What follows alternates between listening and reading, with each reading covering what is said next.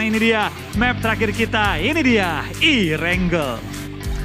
Woo, Indonesia! Indonesia! Garuda Di dadaku. Gimana sih? Enggak, gue suaranya emang gitu kalau nyanyi. Ini fals ya, maaf ya guys. Kita mau nyanyi tapi jelek. Ya udah yang penting semangatnya Yang penting sama semangat ya. dulu, yang penting semangat dulu. Semangatnya sama. Let's go, kita terbang ke Erangel. Oke, ini dia Erangel terakhir kita untuk hari ini. Pas banget juga 5 tim Indonesia. Kali ini turun dengan arahan pesawat yang merah putih Indo Pride banget kali ini Widih. tampaknya. Akankah kita melihat tim Indonesia 3 kali WWCD pada hari ini? Amin. Amin. Amin paling serius pokoknya. Yang penting kumpulin poin sebanyak-banyaknya. Dan dimana kita melihat BN United sudah membuka parasutnya ke arah Novo. Iya. NFT nih, kemana ya NFT? Soalnya kemarin sempat kita bahas kan, apakah NFT bakal ngotot untuk ngambil Novo? Atau mereka bakal seperti kemarin, pindah dulu nih. Feeling gua kalau untuk NFT ya, tempat-tempatnya mereka masih bisa isi dan possible gitu untuk mereka ambil tanpa ada perlawanan dari tim-tim lain itu. Antara lain pinggir-pinggiran Gatka Quarry, kayak misalnya GD dulu suka looting atau LVS lah. LVS suka looting di kiri-kiri bawah. Atau kayak tadi juga Ruins dan sekitarnya. Ruins dan juga Kota Banjir lah kalau bisa direbut. Atau kalau sekalian juga bisa ke arah Stalber kalau memang arah pesawat mumpuni ke arah tersebut. Tapi lihat kali ini tampaknya ada sedikit fight-fight kecil yang mulai terjadi juga. Arah tembakan dilontarkan oleh seorang Oxy kali ini menuju ke arah tim Eagle. TUI kayak tadi ya, Ya. TUI tadi. Eagle tadi terpantau menggunakan vehicle-nya rotasi dari bagian lower ground pesisir pantainya dan berhasil untuk lolos. BN menguasai Novo dan tadi terpantau ternyata NFT mengambil shooting range serta Severny. Soalnya tadi kan yang ngambil Severny itu tim Secret. Ya. Dan tim Secret nggak bermain. Jadi itu adalah pilihan yang tepat sekali untuk ngambil bagian utara. Shooting range bisa dikuasain, Severny juga bisa diambil, dimainkan. Harusnya dari NFT bakal mendapatkan fat loot. Dan juga tadi circle pertamanya mengarah ke Pulau Utara dan Main Island. Jadi dari segi rotasi juga mereka mungkin nggak terlalu sulit ya. Tinggal bagaimana caranya nanti mereka mendapatkan checkpoint-checkpoint yang aman aja untuk NFT. Loh. Oh ini mungkin doyan modif mobil. Doyan modif mobil. Anak off-road. Kok udah jebol bannya? Tapi kadang ya gue nontonin beberapa scrim juga ya. Itu kayak kadang kalau player lewat ada mobil kelebihan nih. Mobilnya kelebihan, butuh mobil nggak, gue baru isi bensin, ada pecahnya bannya. Dengki banget ya. Tapi bagus sih. Gak seneng banget liat orang lain dapet keuntungan ya. Makanya dengki banget. Tapi ya itu part of strategi juga. Atau mungkin dia lagi ngeselesain misi Royal Pass. Pecahin banget. Tapi kenapa cuma satu? Ya, bener sih. Oh mungkin lagi pecahin tembakin. Jadi lari. Iya. Bisa jadi.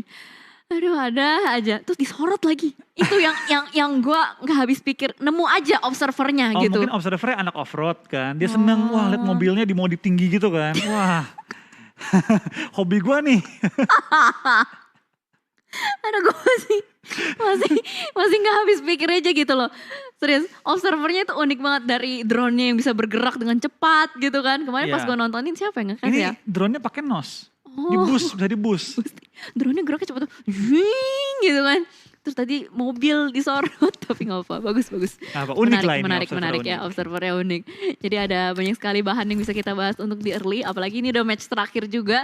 Ini pasti bakal super pasif sih, melihat udah match terakhir juga, jadi tim-tim yang masih belum terlalu maksimal, pasti mereka akan bermain sangat hati-hati. Tadi di map apa ya yang lu nge-cash sama Aldo? Erangel ya? Erangel. Menit 20. Itu masih 16 tim loh. Masih 16 tim, tapi tiba-tiba setelah melewat kayak 30 detik, hilang semua. Hilang semua, kayak masif aja gitu. Betul. Langsung dikikis sama zona, dikikis sama musuh-musuh juga. Dan dari Geek Fam mereka pasti ngambil bagian area sini lah ya. Gila, satu kompleks, satu player. Orang.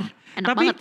satu hal unik ya, gue lihat dari PMPL Indonesia sampai ke SEA juga minggu pertama, itu kalau last game, mau itu di weekday, mau itu di super weekend, last game, apalagi kalau udah Erangel, semua tim akan terobos tengah dengan sangat cepat. Mayoritas tim akan terobos tengah dengan tempo lebih cepat. Nge-center. Malah kalau misalkan gue bisa kasih input ya buat tim-tim Indonesia tepatnya, game terakhir, gak usah buru-buru ke center, santai aja.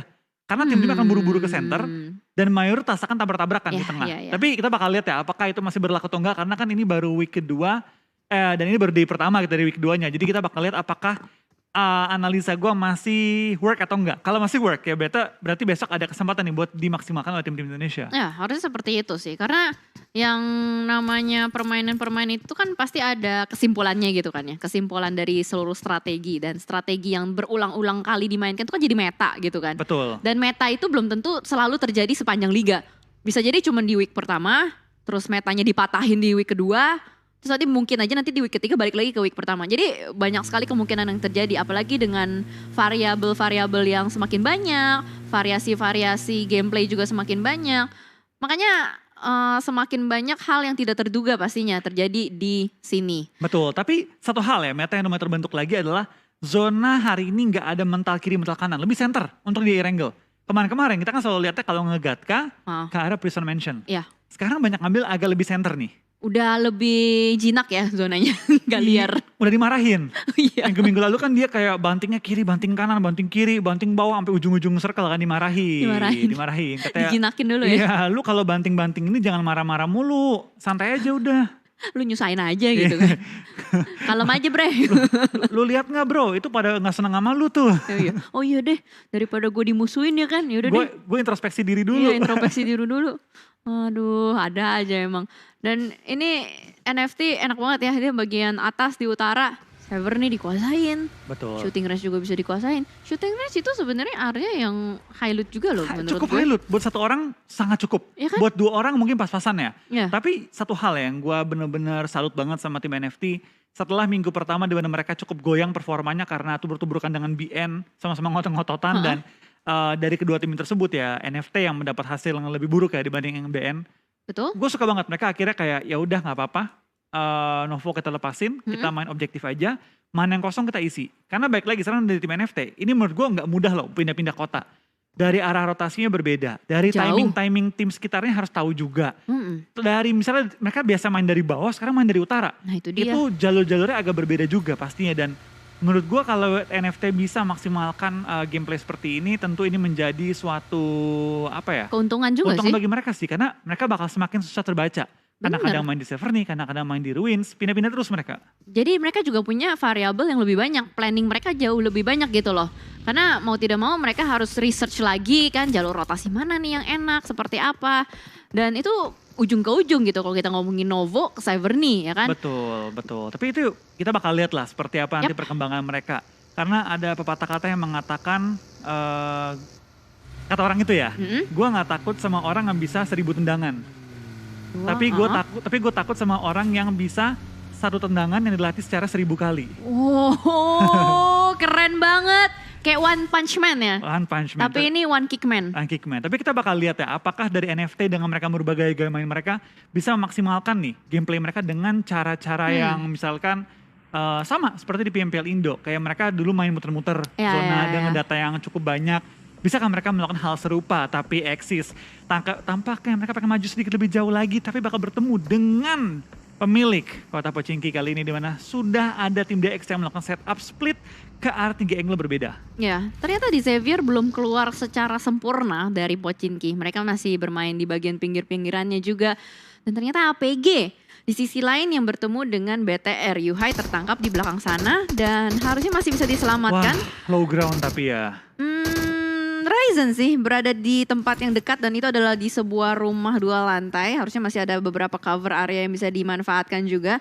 Tapi APG kali ini dia benar-benar gak mau ngelepasin arah lock angle-nya ke arah depan. Benar-benar dikunci habis. Dan Bukit Kentang yang sudah dikontrol oleh APG harusnya akan menjadi keunggulan buat mereka. Namun di sisi lain, The Xavier yang baru saja keluar dari Pochinki disambut dengan hangat dari Axis. Si penjaga jalan tol untuk sementara waktu, zona shifting ke arah main island. Dan kalau kita lihat kayaknya nggak terlalu jahat sih zonanya ini. Iya, tapi kalau kita lihat zona kali gini ya, satu tim yang langsung terpikirkan di pikiran gue. Yang sering banget chicken kalau zona itu ke arah Bukit Kentang. Siapa? RRQ. RRQ. Ya kan? Biasa gitu, seringnya ya.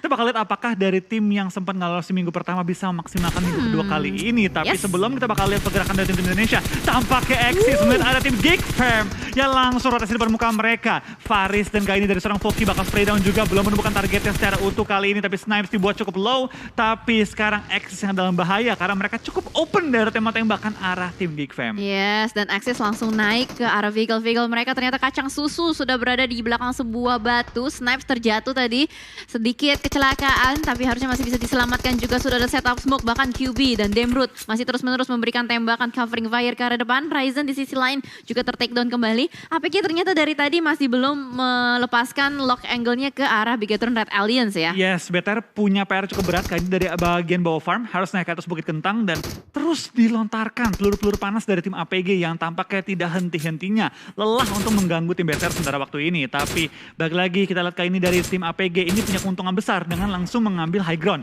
Mendapatkan vision ke arah tim BTR, mendapatkan vision ke arah sekitar juga, itu pasti menjadi sebuah senjata tersendiri. Oh my god, dan ternyata 1v1 situation. Chua berhasil menangkap seorang Booms kali ini. Satu rumah berhasil dikontrol oleh seorang Chua. Mereka berhasil mengamankan rumah ini dan ada EVOS di sisi yang lain. Satu player yang sudah tumbang juga. Namun harusnya masih bisa ada tindakan penyelamatan ke arah depan. Tapi ternyata Tuan Z memantau keberadaan KF, ditembakin, diberikan pressure terus-menerus juga. Bahkan Zuxi pun tertangkap. Gila nih APG bener-bener memberikan tekanan ke arah Bigetron Red Alliance. Betul. Gue suka banget sih, baik lagi dari tim APG. Bukan gue mendukung tim dari negara lain, tapi gue suka ketika ada tim yang berani agresif di awal-awal. Itu menunjukkan tingkat kepedean yang tinggi dan mereka tahu bahwa mereka ini di high ground, gak bakal kalah fight sama tim di bawah jauh banget. Dan ini Better punya PR yang cukup berat. Yes, mereka knock tapi belum sampai di end. Masih bisa di revive. Di revive, betul. PR-nya adalah gimana mereka bisa cabut dari cengkeraman tim APG kali ini. Karena sekarang BTR ada di low ground, mereka harus naik ke high ground. Gimana cara mereka mengcounter game dari tim APG? Itu yang kita bakal lihat kali ini sih. Atau Better bakal hindarin. Kayak harus sabar banget deh. Harus sabar banget. Oh ternyata berhasil loh. Berhasil untuk lolos, tapi APG benar-benar berada di bayang-bayang BTR. Ini APG memang haus akan elimination sih kalau kita lihat dari segi poin mereka. Mereka selalu minim di poin elimination untuk di hari ini. Bahkan terus-menerus dari seorang Shroud menembak ke arah depan, mengunci pergerakan dari Ryzen dan kawan-kawan. Yuhai masih bisa lolos. What a shot dari Zuxi. Covering fire yang begitu kuat dari bagian rumah-rumah juga. Dan Ryzen sudah mengunci pergerakan dari APG. Udah mulai dibalikin Yuhai kali ini baginya. Sudah mulai mengarah ke bagian APG. Satu persatu sudah mulai dirontokkan juga Yuhai. Sudah menggunakan DP-nya kali ini menembak ke arah depan tapi masih belum mendapatkan targetnya, masih belum connect juga. Ada sebuah mobil kena.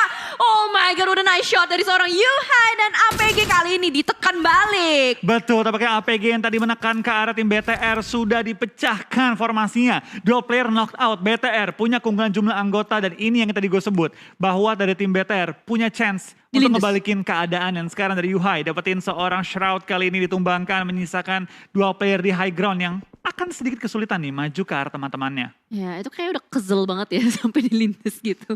Alright, dan bergeser kembali kita melihat adanya, terus-menerus loh itu APG dirontokin kalau kita lihat dari eliminationnya. Ya terus diincar dari tadi ya. Soalnya dari tadi kan dia ditekan kan. Ya, kayak nggak bisa terus keluar. Tapi sekarang dari tim APG terpaksa harus cabut, bahkan dikejar loh. Dikejar sama seorang Yuhai yang ngambil low ground, turun di bagian bawah baginya. Bakal spray ke arah bagi yang diincar kali ini. Dan APG tinggal menyisakan satu player. Terus dikejar barbar banget dari seorang Luxi. Dengan Dacia pecahin ban spin out dari baginya. Luxi dapetin player terakhir dari APG bersama dengan anggota-anggota BTR lainnya. Dan APG dipulangkan di posisi ke-16. Nah itu dia. Definisi karma is real, karma express. Tadinya neken ya kan, dia ngebully BTR. Wah, tuh gue teken lo gak bisa keluar. Dibully balik. Betul, karena baik lagi PUBG itu seperti hidup. Kadang di atas, kadang di bawah. Tadi APG di atas, tiba-tiba BTR ngenok gantian dia di atas. Itu dia, makanya teman-teman yang lagi nonton, jangan suka ngebully orang ya.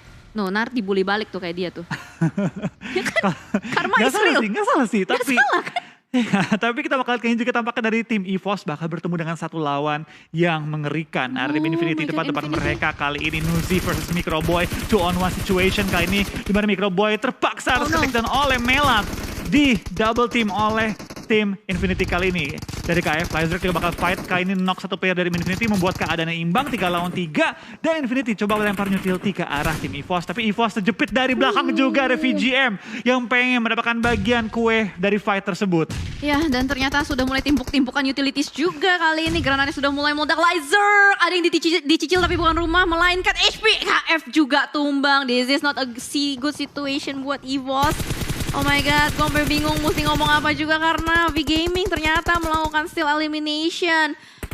Sangat disayangkan sekali EVOS harus menyisakan satu punggawa terakhirnya untuk survive. Gak apa-apa, kita dukung terus. Semoga the last man standingnya masih bisa survive sampai late game. Dan gue rasa tadi adalah fight yang gak direncanakan sih. Betul, itu fight yang tiba-tiba dadakan ketemu. Tapi lihat dari GD, tampaknya mereka juga masih mengirim star untuk ngelok ke arah tim VGM. VGM mulai nahan sakit blue zone, tapi dengan zona ketiga yang baru mulai bergerak menutup OTW zona 4. Damage masih bisa ditahan, tapi VGM butuh berhati-hati karena dari GD tahu ini tim stuck sementara waktu, nggak bisa gerak kemana-mana. Ya, itu dia. Jadi harusnya bisa dimanfaatkan ya. Dan Infinity ternyata berhasil untuk lolos. Mereka menghindar fight dari EVOS.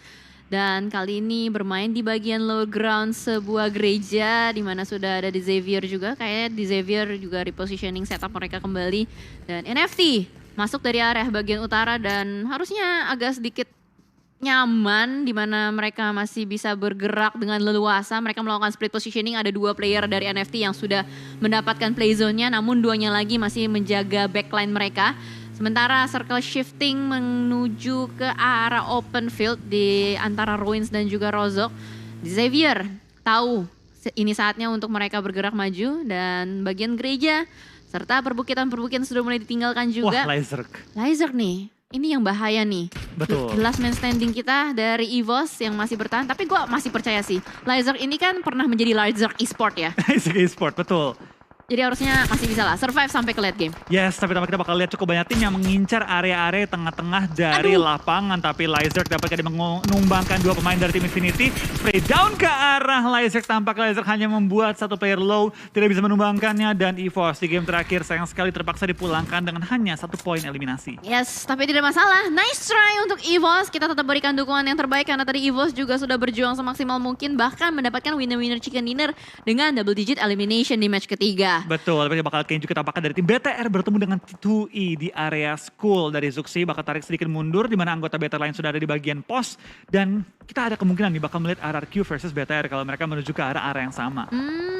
Harusnya ya, tapi sejauh mata memandang sih RRQ masih agak berjauhan, tapi belum tahu untuk kedepannya seperti apa. Infinity yang begitu cepat bergerak dari bagian gereja dan lower ground di Pochinki, mereka sudah mulai menjamah area tersebut, tapi Nuzi baginya ditembakin dan harus tertakedown begitu saja.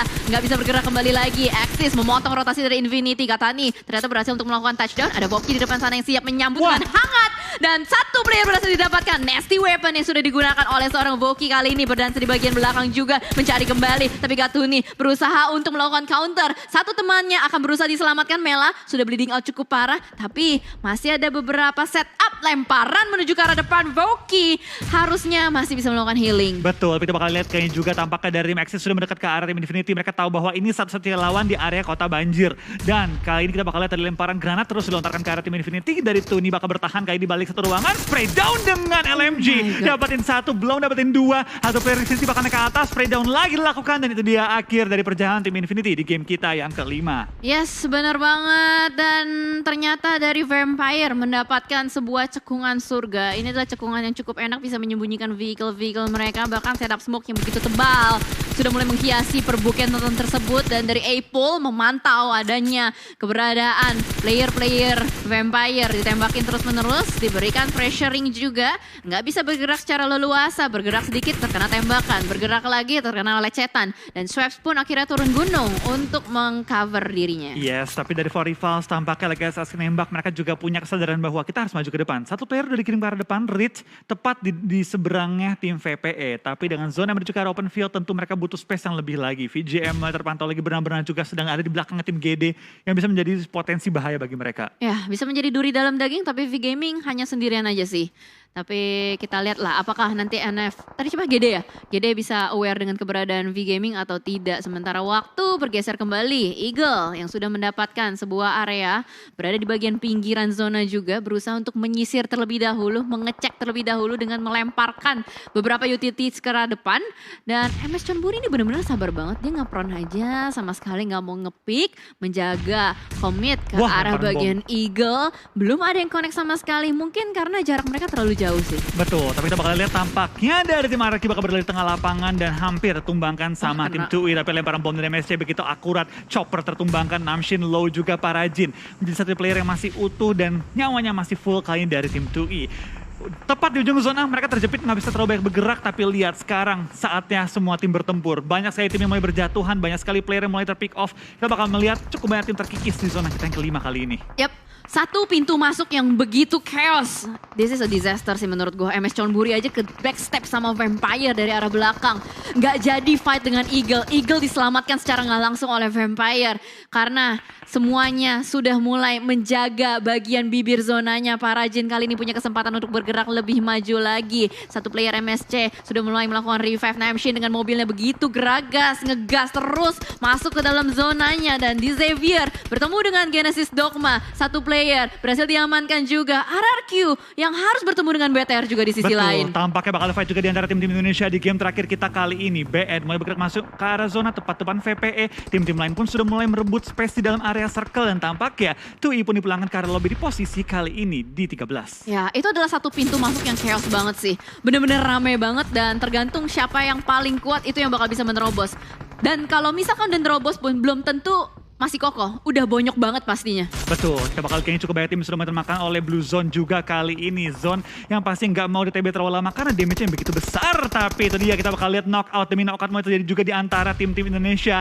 Dan di pinggir zona juga ada MSC versus kali ini 4 yang ada di bagian low ground. Ya, sementara waktu Vampire mendapatkan advantage yang cukup enak. Mereka bisa bermain di bagian lower ground, bisa menjadi third party juga karena MS Chonburi masih terlalu fokus dengan player-player BN dan juga 4Rifles. Namun kali ini Jasper akan mendekat ke arah White Cat. Dia masih belum tahu ada White Cat karena White Cat-nya lagi melakukan healing. Dan ini dia langsung saja bangkit menembak ke arah depan. Dan akhirnya White Cat pun tumbang karena ada tembakan dari sisi lain. NFT sudah mulai join the fight juga dari sisi yang lain. Tapi kita bakal kini tampaknya cukup banyak player mulai berjatuhan. Tapi MSC dipulangkan oleh VPE yang tadi sempat ada di bagian lubang, sekarang keluar dengan kekuatan penuh mereka. Di lain sisi RRQ BTR lagi asik-asik fight, diganggu sama tim Geek Fam. Kali ini dari BTR tertangkap oleh tim Geek Fam. Yes, dan Big Red Alliance harus pulang dengan 8 elimination. Nice try BTR. RRQ masih bertahan di bawah sana, masih bisa melakukan revive nampaknya. Dan dari Geek Fam, mereka tidak mau kehilangan satupun punggawa mereka. Semuanya berhasil dibangkitkan kembali. Dan QB, oh my god, masih berada di bagian paling belakang. Ini akan menjadi duri dalam daging untuk RRQ. The last man standing, Voldemort. Apakah bisa melakukan survival? At least bisa mendapatkan tambahan elimination ke arah depan. Ada tembakan yang masuk, ternyata The Xavier ikut mengganggu. Geek Fam nggak bisa fokus ke arah RRQ karena ada tembakan lain. Betul, tapi kita bakal pergerakan dari semua tim sudah mulai maju ke arah depan juga. Zona pindah lagi. Dan sekarang 7 tim tersisa, 20 player masih alive. One by one player mulai berjatuhan. Dan DX langsung naikin atasnya posisi dari tim Geek Fam, membuat mereka sedikit sulit untuk berperang kali ini. Ya, dan zonanya berpihak untuk Vampire dan NFT. Ini tinggal gimana caranya mereka harus fight atau commit untuk bisa menguasai zona tersebut. Geek Fam pun dipulangkan oleh The Xavier dan Voldemort masih hidup, masih selamat, masih belum terdeteksi juga. Frankie nggak sadar, dia langsung lebih memilih untuk objektif aja bergerak ke arah depan. Berarti ini akan memperpanjang hidup dari RRQ. V-Gaming juga sudah mulai dipulangkan. Top 5 ada NFT dan RRQ untuk Indonesia. Betul, NFT kali ini masih punya 4 player juga masuk. Bahkan dapetin satu porsi besar dalam area zona. Ini adalah game di mana NFT bisa dimaksimalkan juga secara placement. Kita bakal pergerakan semua tim sudah maju ke arah zona. Tentu ini menjadi sebuah tantangan bagi tim NFT. Dapatkah mereka mempertahankan posisi mereka yang cukup sentar di arah zona. Tapi lagi di center zone. Tampaknya dari tim NFT juga mendapatkan percobaan yang cukup berat di mana satu player mereka knock out kali ini. Tapi dari tim RRQ tampaknya dipulangkan ke arah lobby dan di posisi kelima membawa 0 poin, eliminasi 6 poin lah. Gak masalah, nice try. Nice try. Karena tadi Voldemort berhasil untuk memperpanjang hidupnya dan itu placementnya lumayan loh dari hashtag 6 ke hashtag 5 ya kan? Betul. Dan kalau kita lihat juga NFT harusnya masih bisa melakukan revive terhadap satu player. Tapi Axis benar-benar dengan sangat gercep langsung menghantam ke arah depan. Tapi Flippy pun ditembakin begitu saja 2 player dari NFT. Sementara sudah tumbang dan Vampire tahu momentum, mereka langsung rush ke arah depan. Vampir lagi. My god, terlalu barbar. Stone kali ini menyapu rata NFT dan harus dipulangkan di posisi 4. Gak apa-apa, nice try NFT, Indo Pride. Nice try NFT dapetin 10 poin yang pasti konsisten banget juga. Kalian udah bakal lihat 3 tim tersisa. Padahal baru 24 menit, tapi tim sudah saling menumbangkan dengan cukup cepat kali ini. Exist tinggal 2 player mereka, VPE, Vampir Esports, bener-bener menggalak banget sih mereka. Dapetin posisi yang enak, dapetin high ground, center circle, ulti 4 player mereka, 8 eliminasi dikantongi. Ini kayaknya udah gamenya VPE banget sih. Iya, dia udah mengkontrol area ini benar-benar enak banget.